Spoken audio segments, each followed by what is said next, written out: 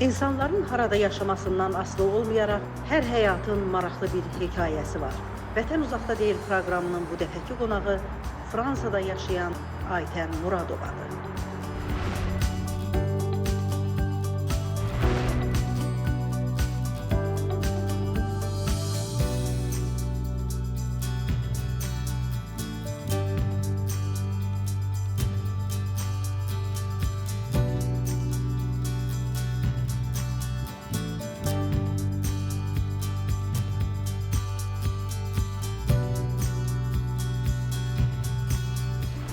Aytən xanım, Fransaya gələn yolunuzdan danışaq. Bəzi insanlar xarici ölkələri Azərbaycanlılardan danışıram. Bəzi Azərbaycanlılar xarici ölkələri işləmək üçün seçirlər.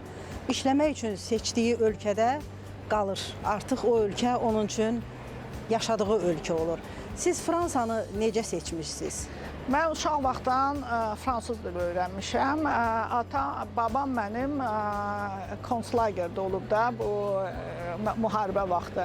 Və o konslagerdə onu xilas edən adam fransız olub, fransız həkimi olub. Və ona görə bizim ailədə həmən adama, necə deyərlər, hörmət kimi hamı fransız dili öyrənməli idi və mən uşaq vaxtdan fransız dili öyrənmişdim. Ki, pedaqoji instruktormuşam və sonradan fransızlar işləyirdilər Sumqayıtda. Mən onlarla tərcüməçi işlədim və məni dəvət etdilər sonra Özbəkistanda işləməyə, tərcüməçi oradan Rusiyada, Volqaqraddan və sonra Sovet dağılmağa başladı və 20 yanvar hadisələrindən sonra mən başa düşdüm ki, mən Rusiyada yaşaya bilmərəm. Burada dostlarım çox idilər və məni dəvət elədilər və mən burada gəldim burada. Başladım işləyib qalmağa, yaşamağa. Uşaqlığınız harda keçib? Qazaxda və Ermənistanda. Çünki Qazaq əhalisi bütün yay aylarını 3 ay uşaqları göndərirdilər Ermənistana. Orada yaylaq deyirdilər də. Qazağın yaylağı Ermənistanda Dilican, Qalavina, Sevan ətrafı. Mənim uşaqlığım ancaq Ermənistanda keçib, sözün düzü. Bütün yay tətillərim orada keçib. Bəs Fransada yaşamaq, Azərbaycan əsilli fransız olmaq sizə çətin gəlmirdi? Yəni, ermənilərin daha çox yaşadığı bir ölkədə yaşamaq. Bura azad ölkədir, demokratik ölkədir, heç kimin heç kiminə işi yoxdur. Əgər sən naloq verirsənsə, həyatını özün işləyib, naloqunu qanunlara əməl edirsənsə. Hə, ondan sonra heç kim səninlə işi yoxdur. Yəni, müdaxilə yoxdur kiminsə həyatına. Sən işdə pulunu qazan, hökumətin pulunu ver, ondan başqa səndən heç nə istəmirlər. Fransaya təzə gəldiyiniz vaxtlarda hansı çətinliklər var idi? Nələr heç yadınızdan çıxmır? Nələr sizə bugün çox çətin görünür? Çətinliklər, mən Sovet dövründən gəlmişdim, Sovet ölkəsindən. Yəni, o demək olar ki, Sovet ölkəsi ilə indiki kapitalist ölkəsi başqa-başqa dünya idi, başqa bir planetdən gəlmişdim. Və əlbəttə çətinliklər çox idi. Bu iş, burada işləmək çətin idi mənə həddən artıq. İnsanlarla ünsiyyət çətin idi, dili bilməyimə baxmayaraq. Çünki tamamilə başqa bir sistem idi, tamamilə başqa bir cəmiyyət idi. Cəmiyyətə uyğunlaşmaq çətin məsələdir. Harasa gedir. Elə bir hadisə, elə bir fakt varmı ki, onu heç unutmursunuz? Yox. Yox, elə yox. Sözün düzü, çətinliklər olub əlbəttə. Sözün düzü. Tez alışdınız buna? Ən böyük problem o vaxtı 90-cı illərdə Azərbaycanda müharibə idi və müharibə vaxtı informasiyanı almamağımız idi. Yəni bir gün Le Figaro, buranın ən məşhur qəzeti də açıb baxıram, yazıblar ki, Qazağı bombalayıblar. Azərbaycanın qərb hissəsində Qazaq bombalanıb 90 neçənci ildə. O vaxtı telefon çətin işləyirdi, zəng eləmək mümkün deyildi, gedib gələn yox idi. Mən demək olar ki, birinci Azərbaycanlılardanam var burada. O vaxt Ramiz Abtalibov UNESCO-da işləyirdi, bizə kömək edirdi çox həddən artıq. Ona görə ən böyük belə problemim o vaxtı müharibədən informasiya almaq idi, Azərbaycandan informasiya almaq idi. Hələ bu dərəcədə ki, Heydər Əliyev gəlmişdi burada görüşə. Bizim görüşümüz var idi onunla. Görüşdən sonra Kriyon otelində dedi, sualınız kimin sualı var? Mən sual, Qazaxda vəziyyət necədir? Hamı güldü. O da mənə qayıtdı ki, Qazaxlısınız? Deyirəm, hə, Qazaxlıyam. Gələndə sonra sağ ol dedim, mənə danışdıq biraz, getdik. Hamını gülmək tutmuşdu ki, oturub 90 neçənci ildir ki, Qazaxın dərdini çəkir bundan. Vətəndən uzaqlara səni qismət apardı. Doğma sahillerinden seni tale kopardı. El uzatsan vətənə, əllərini sıxan var. Məhəbbətlə vətəndə Sənə qucaq açılan harda məskən salsan, könlüm canım vətəndə. Böyüdən ürəyimdir, vətən sənin sinə. Heç peşman olduğunuz anlar olub ki, niyə mən Fransaya gəldim? Yox, sözün düzü Yəni yox. sizi yoran, sizi incidən, sizə çox böyük çətinliklər törədən Yox, mən məqamlar olub. çətinliklərdən qorxan adam deyiləm, sözün düzü. Çətinliklər olanda elə bil ki, ikinci mənə bir nəfəs gəlir, dayı da onu həll etməyə çalışıram. Yox, sözün düzü, Sovet vaxtı xoşbəxt o insan olmuşam. Hərdən bir Sovet yadıma düşə bilər ki, müharibə yox idi, insanlar rahat idi, rahat həyat sürürdük. Onu hərdən yadıma sala bilərəm, bəli. Azərbaycana qayıtmaq kimi bir fikriniz var. Sözün düzü yox.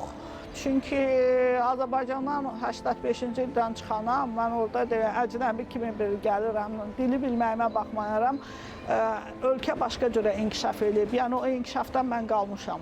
Onlar başqa yola gediblər, mən ancaq köhnə Azərbaycanla yaşayıram demək olar ki.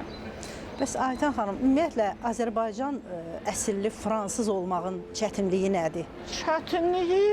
Çətinlik, elə bir çətinlik yoxdur sözün düzü. Mənə elə gəlir, insan əgər istəyirsə, hardasa inteqrasiya olsun, hardasa həyatını qursun, istəyən adama çətinlik yoxdur. Yəni bu cəmiyyət sizin düşüncələrinizə, sizin kökünüzə, sizin milli dəyərlərinizə, sizin deyəndə bizim nə dərəcədə uyğundur, nə dərəcədə ərimək, inteqrasiya olmaq mümkündür? Əlbəttə ki, tamamilə başqa cəmiyyətdir, amma inteqrasiya mümkündür. Çünki bu cəmiyyət hardasa azadlıq da var, insan hüquqları da var, yəni ki, demokratiya var. Ona uyğunlaşmaq çox asandır. Burada mən dediyim kimi, bayaq siz pulunuzu qazanıb, naloqunuzu verirsinizsə, heç kimlə işi yoxdur. Yəni həyatınızı qura bilərsiniz. Sosial qurum çox yüksək dərəcədədir. Ona görə də kömək çoxdur. Sosial həyatda olduğuna görə insanlar rahat yaşaya bilirlər. Dili necə bu qədər qorumusunuz? Bu qədər illər ərzində. Yəqin çox danışıram ona görə. Hər gün Azərbaycan dilində danışırsınız, Danışıram, Bakı ilə əlaqələr çox olur. Yəni gələn gedənlər olur. Bizim assosiasiyanın adamları ilə, nə bilim, Bakıdan gələnlərlə, musiqiçilərlə ünsiyyət çoxdur, əlbəttə çoxdur həddən artıq. Kimin də nə problemi var, sonra mənə zəng edir, ona görə məcburam Azərbaycan dilində danışmağa. Bugün nə işlə məşğulsunuz? Bugün bizim Dialoq Fransa-Azərbaycan assosiasiyamız var və Dialoq Fransa-Azərbaycanın nəzdində biz Xurşud Banu Natəvan adına həftə sonu məktəbi açmışıq. Hal-hazırda 4-cü ildir bu məktəb, bazar günü məktəbi fəaliyyət göstərir.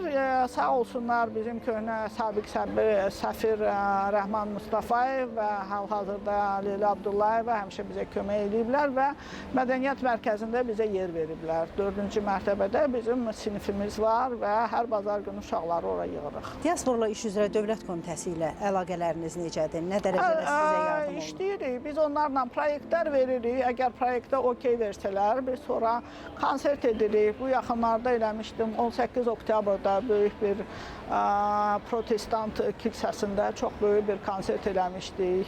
Videolar eləyirik, məsəl üçün Qarayanlara, ya Xocalıya. Azərbaycanın önəmli günləri. Azərbaycanın bütün günlərində biz varıq. Ya videolarla, video roliklərlə, ya konsertlə, ya bir tədbirlə, məsəl üçün, ya bir konfransla biz onu həmişə yad edirik. Bu bizim üçün elə bil ki, bizim vətənə olan borcumuzdur.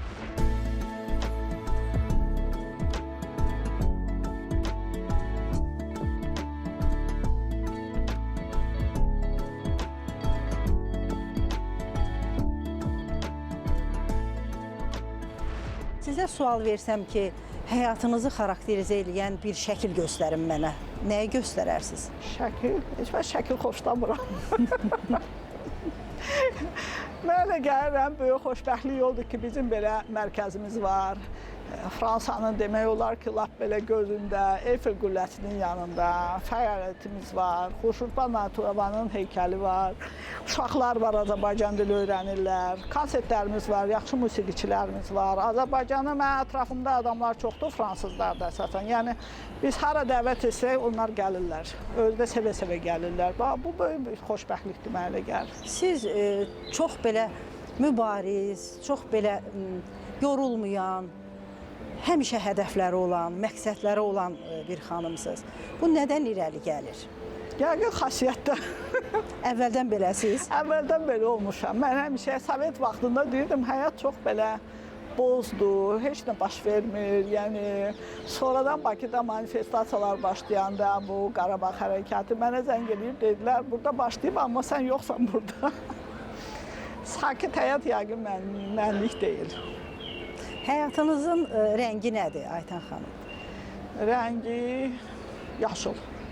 Yaşıl? Azərbaycanın rəngi yaşıl. Özünüzü hara daha çox aid hesab edirsiniz? Sözün düzü, nə fransız, nə Azərbaycanlı, nə Sovet, heç özüm də bilmirəm nəyəm. Ancaq əsas odur ki, işim ortada olsun, gördüyüm işlər nəsə bir ölkəyə bir xeyir versin, ya Fransaya mı, ya Azərbaycana mı. Haralıyam, kiməm onu, amma hər halda Qazaxlıyam deyə. O Qazaxlılıq həmişə qalır mənim içimdə.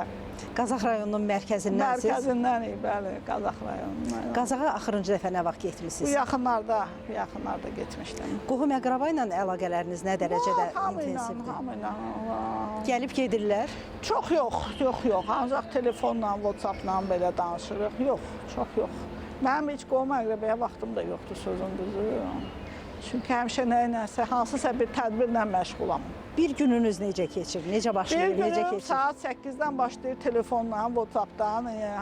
Kimsə gəlir, kimsə çəkilişə gəlir, ona kimsə tapmaq lazımdır. Kimsə deyir, mənim kitabım çıxacaq, biri deyir, mənə konsert lazımdır. Belə işlərlə. 50 milyon soydaşın damarında axan qan. Ruhumuz, varlığımız, Adımız Azərbaycan.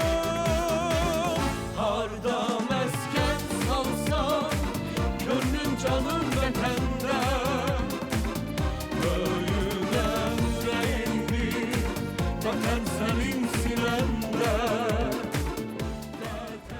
Almaniyada azərbaycanlı çoxdur. Amma Fransada azərbaycanlının sayı Almaniya qədər deyil.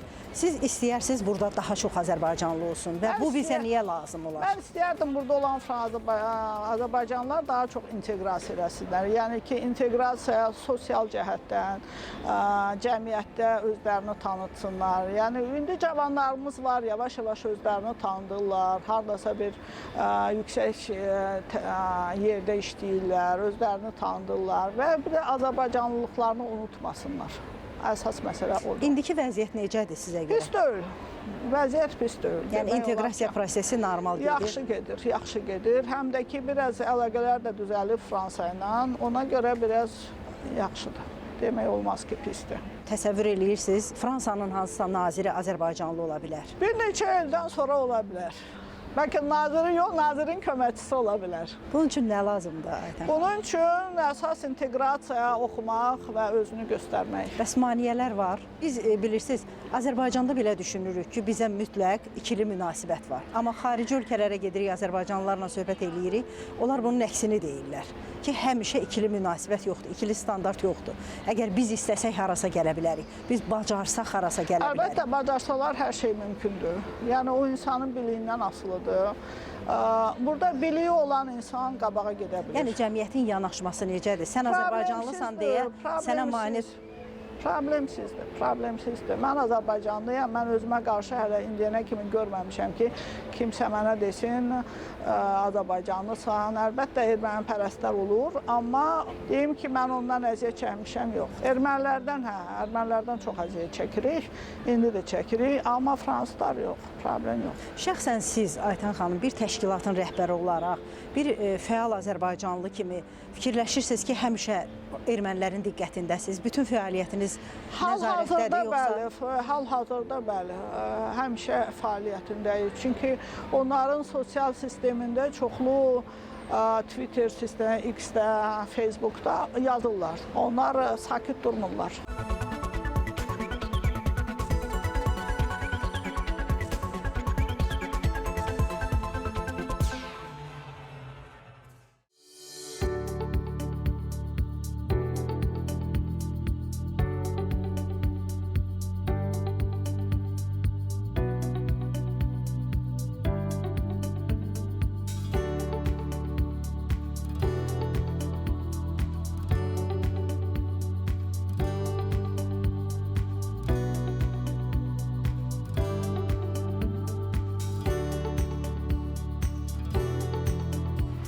Türklərlə əlaqəniz necədir? Azərbaycan-Türk diasporunun birliyi baxımından soruşuram. Mənim salam sağ olun.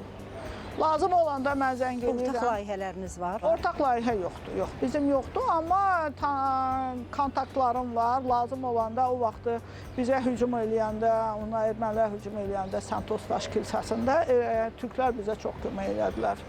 Həm çəkdilər, həm sosiala verdilər, həm pressiya, media verdilər, həm də ermənilərlə də vuruşdular. Tədbirlərə nə qədər biz düzdür müşahidə eləmişik, konsert proqramları olanda fransızlar gəlirlər, yerli əhali gəlir.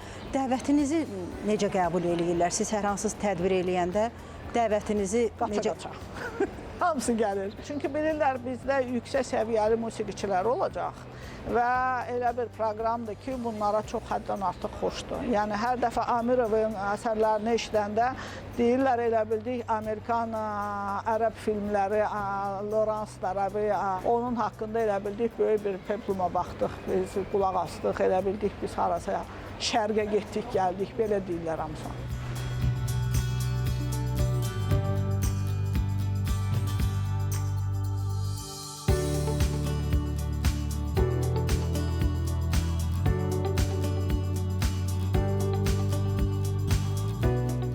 Hədəfləriniz nədir? Bu yaxınlarda bir kino var, Nabat kinosu istəyirdik, onu tərcümə edib burada göstərək. Çünki Nabat kinosunda bir İranlı, Azərbaycanlı xanım aktrisa çıxış edib.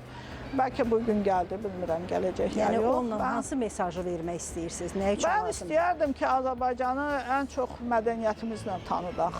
Yəni, ən çox mədəniyyətimizlə biz sözümüzü deyə bilərik. Bir də media biraz aktivləşmək lazımdır. Fransız dilli hansısa mətbuat orqanının yaradılması, belə bir ideyanız olub? İdeyamız olub, neçə illərdə olub, neçə illərdə proyekt də vermişik. Hələ ki, demək olar, olanı da hələ ki bağlayıblar, problem orada. Niyə Aytən xanım, nə üçün? Mən nə bilim. Burada yəni xaricilərin mətbuat orqanı yaratması çətindir. Azərbaycan aslında media çox böyük, necə deyirlər, pul tələb edir, vəsait tələb edir. Media pulsuz mümkün olan şeydir. Ona görə əgər ona vəsait olmasa, onu inkişaf etdirmək mümkün deyil. Bəs mətbuata çıxış imkanlarınız necədir? Mətbuata çıxış imkanları da vəsaitdən asılıdır. Çünki burada iş necə qurulur? Hər bir orqanizasiyasının özünün pres bürosu olur. Yəni ki, pres büroya hər ay pul vermək lazımdır ki, o sizin işinizi jurnalistlərə çatdırsın və o jurnalistlər ondan sonra sizinlə maraqlansınlar. Yəni, təmənnasız mətbuata çıxmaq mümkün deyil. Ancaq tanış, biliş, mən indiyənə kimi dostlarımdan istifadə eləmişəm. Ancaq kiminsə xətrinə də, yəni ki, mənim xətrimə nəsə ediblər, yazıblar, harasa gediblər. Amma deyim ki, vəsait yox, vəsait yoxdur. Şuşanın alınma xəbərini necə eşitdiniz? Parisdə Günel xanım da məndə olurdu, Amayada. Üçümüz də gecə-gündüz biz telefondaydıq. Demək olar ki, sosial şəbəkələrdən danışırdıq. Bütün orada vuruş olduq, demək olar ki, ermənilərlə də, fransız şəbəkələrində də. Necə deyərlər, bizim çox-çox gözlənilməz bir şey idi. Yəni, o qədər sevinmişdik ki, özümüzə yer tapmırdıq. Bəs o günlərdə daha çox qorxu var idi sizdə ermənilər baxımından? Qorxu var idi. Ən çox səfirlikdə olanlara. Səfirliyə çox təzyiq var idi, bizə yox. Qorxulu məktublar alırdılar. Fransaya gəlmək istəyən Azərbaycanlılara tövsiyəniz nə olar? Əvvəlcə dil öyrənsinlər sonra. Ayrı heç nə. Birinci dil öyrənmək lazımdır. Burada dilsiz heç nə eləmək mümkün deyil. Həm fransız dilini bilmək, həm fransızın dilini bilmək yəqin ki, lazımdır. Fransız dilini bilmək daha çətin məsələdir, amma yenə dilini biləndən sonra dil tapmaq olur.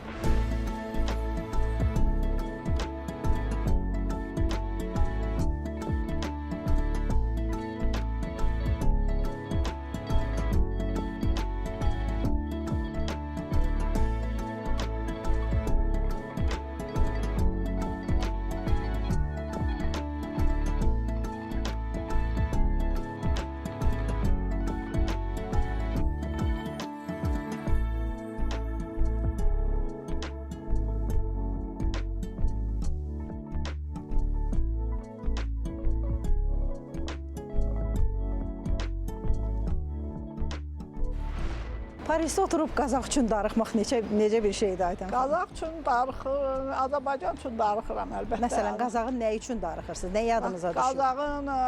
Qazağın Avey dağı var. Qazağın Avey dağı. Bu dağ neçə illər ermənilərin necə bu? Erməni-Azərbaycan sərhəddə idi və ya ermənilərin altında deyildi. O snayper ora ona görə icazə yox idi və bu dağın adını yaşatmaq üçün mən burada duet yaratmışam. Musiqiçi, fleyta və piano və adını Avey Dadu, Avey qoymuşam, Avey dağı və hara biz proqram yazırıq, orada yazılır ki, Avey Qazağın dağının adıdır, Avey dağı. Beləcə Qazağı burada tanıtdırırsınız, yaşadırsınız. Bu illər Səməd Vurğunun yubileyidir, çalışırıq nəsə edək, ona da nəsə edəcək yəqin ki. Nənəmin də qohumudur bir tərəfdən, gərək məcburi olmalıdır, gərək qazaxlığımı göstərim. Azərbaycan həmişə içimizdədir demək olar ki və mən istəyərdim həmişə içimizdə də qalsın. Yəni bizimlə yaşasın və Azərbaycanı biz gərək öz hesabımıza, nə bilim, kənarda tanıdıq. Azərbaycan tanıtmağa layiq bir ölkədir. Xaricdə yaşayıb, dili bilməyən, dili unudan insanlara nə deyərdiniz? Nankör. Hansı dildə düşünürsünüz? Baxır, yorulanda Azərbaycan dilində, yorulmayanda fransız dilində, bəzən rus dilində. Azərbaycanca danışanda belə fransızca düşündüyünüz olur? Olur. Hamısı qarışır. Amma heç qarışdırmadınız dili, çox rahat danışırsınız. Sizlə uzun müddətli Fransada yaşayan, artıq fransız hesab olunan, Fransa vətəndaşı olan bir Azərbaycanlı ilə bu qədər gözəl Azərbaycan dilində danışmaq, onun axıcı Azərbaycan dilini eşitmək bilsəniz ki, bizə necə xoşdur. Siz də çox sağ olun ki, gəlmisiniz, siz də çox sağ olun ki, dəstək olursunuz və həmişə gözümüz üstə yeriniz var. Çox sağ olun, təşəkkür eləyirəm. İstəyirəm sizi söhbətin sonunda qucaqlayım. Olar, çox sağ olun.